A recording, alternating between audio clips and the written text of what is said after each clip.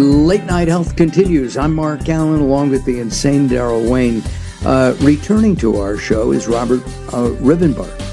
He has written a book called The Cloud. He's written all kinds of things, and award-winning speculative fiction. This is the kind of stuff I read at night. You're on my iPad, and you're kind of like next or third in line, Robert, and it's been far too long, and I should have done that before. Let's just talk about writing itself. Do you find, and you're a professional writer, I mean, when you get off the interview, you're going to start copywriting for some advertiser or that's right, something like that. So you do that. That's your job. That's the day job, yes. That's your, and your night job is writing speculative fiction. That is correct. And I should have mentioned that Robert's based in Atlanta, Georgia. Right. I would have called you, Robert. I was there on Saturday for 48 minutes. Oh, at the airport. At the airport. You have my sympathies. That's so. Let's talk. Let's talk about The Cloud. I think The Cloud is your novel is right on. I mean, with all the AI that we keep hearing about, people are afraid of it, they're for it, they're against it, they don't know anything about it. And we all hear about the cloud. There's cloud editing for video. You can travel through AI on the cloud. Everything's cloud-based today. Do you think this is a good thing or a bad thing? I think it's both. I mean, it's an unparalleled technology. We've never had one quite like this before. But there is something that all new technologies have in common, and that is they can be used for good or for evil. And it really comes down to what humanity chooses. Are we going to think in terms of using AI for short-term selfish interests, or are we going to use it for positive things? You know, one example, I recently did an article with Authority Magazine about this very subject. And one of the positive things that AI can do is help to prevent natural disasters by predicting them with far greater accuracy now that we've entered the age of global warming. Another positive thing that AI can do is conduct medical research for incurable diseases 24/7, 365 days a year. So different kinds of cancer, as long as there's electricity, the AI can be researching ways to cure that cancer. So those are two very positive things. Now, yes, everybody is worried about it. And it seems to me that humanity has two choices. Yeah. We can either let AI escape our control, in which case we'll live in the world of the Terminator, and Skynet may decide to dispense with us as a race someday. That's one alternative. But I think the more likely alternative, and that's the one I dramatize in my novel, is that the real danger is a corrupt political and or corporate regime getting the lion's share of control for their AI platform and using it to manipulate, brainwash, and enslave other people and maintain their own power. That's what I dramatize in the novel. And it seems to me that everyone who's developing AI is, out of self-preservation, going to put some guardrails on it so it can help them and hurt the competition. It's like anything else. You can use, you can use a computer for good or for bad. You can use anything for good or bad, and it boils down to people and corruption, political corruption, presidents past. Global warming doesn't exist. Anyway, I'm getting political here. I shouldn't. Do you use AI in your daily work? I'll give you an example. For me, I write commercials, and which I think you do too. Mm-hmm. And so when I'm writing a commercial, I'll throw it through ChatGPT 4.0 and ask it to make it more compelling, check my spelling, all this stuff. And it does a wonderful job, and it helps me get that commercial written faster. Well, I am using it in my day job. I won't name the company, but it's a Fortune 100, and the company's been given a mandate from upper management that for all content creation, let's find a way to adapt AI to use in our daily work to make us more productive, to enable us to get more throughput. So one of the things that we're doing, and I've attended a number of weekly meetings with the AI developers who are creating it, and they have generated some first passes at articles. One of the things I do is write for a weekly technology. It's a blog that goes global, and it's about cool new technologies, because the company I work for works with Apple and Motorola and T-Mobile and everybody else, and they provide, the wireless communication services. So these articles are written to introduce people to new technologies and try to get them excited, and that's all great. And I also do tons of videos. We have a whole series that are 60-second YouTube videos that are very popular and kind of hit all the main selling points. So we were presented, the AI team presented us, the creative folks, with some passes at blogs, and they were dreadful. They read like what a high school student would write. If you can remember back in the day when you had to write a 5-paragraph essay with an introduction, sure, 3 supporting paragraphs, and a conclusion. That's kind of the effect of it. And there was no humanity to it. Absolutely no humanity. And one of the points I made is that, I know this is a terrific technology, but the fact is that what I'm seeing and what all of us are seeing on the creative team is it's something that's obviously written by a machine. So is there any way we could, say, compare something that was actually written by humans to the AI generated output and figure out a way to train the AI to produce more human-like language? And so that's something that the AI... That's something that's on the way. Yeah. It's and on the way. I'm thrilled to, you may have mentioned this in other meetings, but the writers' strike has been successfully concluded, and human beings will get to continue to write screenplays, and I'm so thrilled. And I think the actors' strike will follow shortly. Ending, thank goodness. Yeah. We just have a moment or two left before our break, and when we come back from our break, I want to talk about the review that was generated by an AI on the cloud. I think that's fascinating, but I wanted to give people I guess some background, if you will, on you and about the book. When I think of AI, I think of 2001, A Space Odyssey, and Hal, right? And Hal was self-preserving to the point that he would kill anybody else, and they had to kill Hal so that they could live. Do you think that will happen? That AIs will compete with humans? It could happen if we are not wise enough to put the proper guardrails on the technology. And I think self-interest and the survival instinct will guide us to make the right choices. However, it could happen if we're not smart about how we use this technology.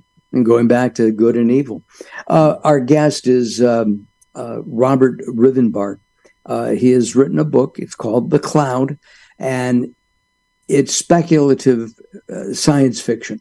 And it's the kind of stuff that I read late at night, and during the week, during the day, I read, cooking books and health books and other things like that. But at night, for my time, I read this kind of book. It's a very interesting book, and You can find out more about it by going to thecloudnovel.com. I'm Mark Allen, along with the insane Daryl Wayne, and we're going to take some time out. We'll be back with Robert in just a few moments. Don't go away. Late Night Health is proud of our partnership with the EBC, the Evolutionary Business Council. Check them out at ebcouncil.com. You're listening to Late Night Health with Mark Allen. The show continues in a moment. Recently, I met Jacqueline from Bright here in Los Angeles. She gave me a hearing exam and then showed me how to hear again with the new Signia Pure Series hearing aids, and she can give you your life back too. I hear birds chirping, birds cooing, and even my wife. They easily connect to my smartphone. The Signia hearing aids are amazing, and with the charge and go, I don't have to fiddle with batteries and hear all day long. Not hearing is frustrating for you and your family. I know you don't have a problem, but trust me, call Bright Here now for a free hearing exam, a $125 value, yours free, just for making an appointment now. There are offices throughout the Los Angeles area. Call Bright Here now at 323-424-7100. That's 323-424-7100 for a free hearing exam. There's no obligation. Call now, 323-424-7100, or visit them on the web at brighthere.com. If you're listening to Late Night Health right now, you're part of the growing target of baby boomers we're serving. Hi, I'm Daryl Wayne, producer of Late Night Health, inviting you to join the Late Night Health family. If you have any business targeting the growing boomer market, Late Night Health is the ideal advertising vehicle for you. From vitamins to insurance, alternative health to Western-style medicine, Late Night Health caters to the growing population of those over 40 years old. This vibrant demographic has expendable income to fight aging, purchase travel, take care of aging parents, or just have fun. Find out about the advertising opportunities with Late Night Health. Call us at 805-391-0308. That's 805-391-0308, or email us at info@latenighthealth.com. That's info@latenighthealth.com. Join Late Night Health as we empower people to take charge of their own health care. Call now at 805-391-0308. That's 805-391-0308. Sometimes it's not what you say, it's how you say it. Words are a critical aspect of success. How you get your point across is a crucial part of what makes anything sell. So do it right and hire a writer. Whether it's articles, blog posts, technical writings, website content, product descriptions, or ghostwriting anything from a novel to a nonfiction book about your navel, contact Servet Hassan. If you want it to sell, write it right. Email Servet at servet@servethassan.com.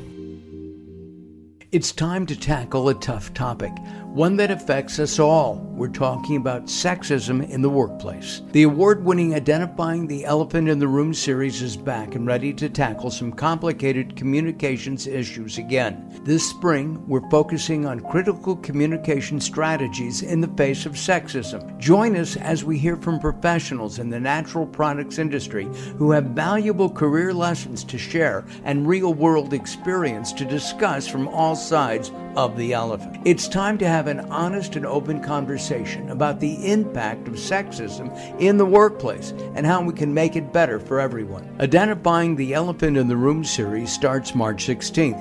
Register today at inicibox.vfairs.com. That's INICIBOX.VFAIRS.com, and join the conversation to be part of the solution. Late Night Health continues. I'm Mark Allen, along with the insane Daryl Wayne. Daryl, do you like science fiction? I do to some extent. I just am not a big reader anymore. I was at one time, and then I stopped for like 10 or 15 years, and I realized I was going back to school to get my master's, and I would have to read again, so I practiced reading because I hadn't done it in 10 or 15 years. And then since I finished that, I don't read too much. What about movies? Do you like those? Oh yes. Oh yeah. I'm a fan of some science fiction of some type. Well, just so you know, Daryl, I've begged Robert for 2 parts in this series when he sells. Part A and Part B. Yeah. Okay. Yeah, exactly. Well, Sounds good. part. I'm talking about you and me. As No, I in understand. we're liable to be dead bodies. Anyway, our guest is Robert Rivenbark, the author of The Cloud. Robert, before the break, I mentioned that an AI actually reviewed the book. That's right. How was the review? Well, there were actually 18 reviews by 18 different avatars, meaning that the PR firm I was working with, Henry Roy, ROI PR, came up with this idea. They represented a lot of authors, and a good many of those are science fiction and speculative fiction authors, and they asked if I would like my novel to be the first ever in history to be reviewed by AI. So I said, sure, let's go for it. And so they basically entered the liner notes and a short summary of the story. And then they had their in-house graphic designer, Corolla is her name, work on creating the characters. And then they just turned it loose. They let the AI generate the reviews without any oversight. They just said, do a review based on this. And each one was different. So there were 18 different characters who were fantasy characters. Some of them were aliens, some of them were futuristic humans and really cool looking Star Wars type costumes. And it was a lot of fun. We actually got an article in Wired magazine about it. Cool. Yeah.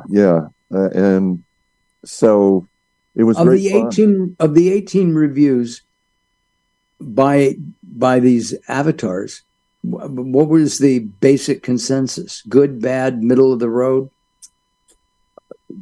They were all Gen Z reviewers. And so I don't know what parameters they entered, but it sounded to me very credibly like what a Gen Z person, and Gen Z folks love sci-fi novels, movies, and series. So they were generally positive. I was particularly interested in what the female avatars had to say. That really stood out to me. But what did she say? Basically, that it was a story that was very human. There's a love triangle in it, but at the same time, it was frightening because it dramatized a future that is not too far distant from the present we live in now. And so it was that kind of comment. And each one was a little bit different. As I said, there were 18 avatars altogether. Right. Obviously, being selected to be the first novel to be reviewed by artificial intelligence is really terrific. But what about? How did you feel about that? You're writing about AI, and now you've got AI saying if you're good or bad. Well, I felt great about it because it's a positive use of AI. And, since that particular set of reviews came out, and I had worked with this company prior to that, they had done a campaign, and I got 15 new Amazon reviews, and these were written by human reviewers, human beings who actually read this kind of book. And the reviews were, there was one bad review, the rest of them were all positive. And I just thought, this is terrific because it's illustrating that AI can be used for something positive. And a lot of authors have now signed up for this, and they're getting, and I'm talking about all different genres: fantasy, science fiction, straight up literary fiction, romantic fiction, wow. Everything you can imagine. And it must be, you can take a 1,000-page book, pump it into AI, and in just a couple of minutes, get a review.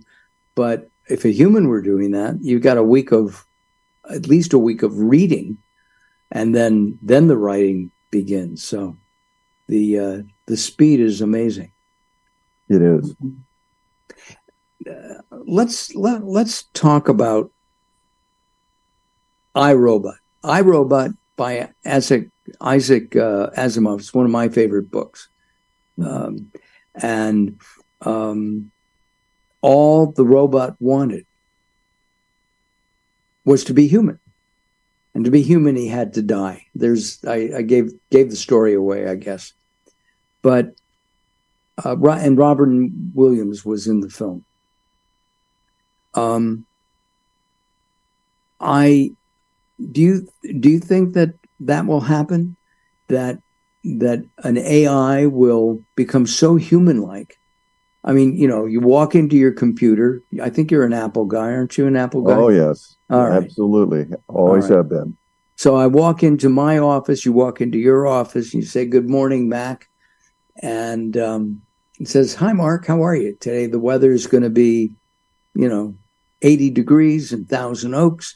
You can dress this way. And by the way, I recommend this for dinner." Mm-hmm. That can happen now. But then you could say, "Well, Mac, how do you feel? Do you think that's going to happen, that the computers will have feelings?" Well, it's one of the great questions that's been asked for thousands of years, all the way back to the Greek myth of Pygmalion. The sculptor sculpted a statue of a woman who was so beautiful, the gods brought her to life. She became a real flesh and blood woman. And then, later we had the George Bernard Shaw play, Pygmalion, and then eventually we had My Fair Lady. Right. And I honestly don't know if that's ever going to become possible, but certainly we're going to develop AI intelligence to the point where it can simulate intelligence on a human level, but it's also going to develop its own intelligence that we won't be able to understand because we're not machines, we're not computers. Our consciousness is contingent on where we were born, the culture we were born in, the class we were born in, the education we received, the life experiences we've had. All of those are factors in building up our personality, which goes on changing, and our brains are constantly evolving. We are out of time, Robert, and I'm sorry. It's okay. I'm out of time, aren't I? 1 minute. Okay, got to wrap up. If you want information, by the way, about the book, you can go to thecloudnovel.com. Robert Rivenbark is the author, and we've been talking about AIs. Robert, thank you very much for joining us today. I appreciate it. Hold on a moment. I'm Mark Allen, and thank you, Daryl, for everything you do and keeping me on track. My pleasure. And thank you at home for listening as well. Have a good week, everybody. Have a great week. Most importantly, have a healthy week. We'll see you next time. Bye-bye for now.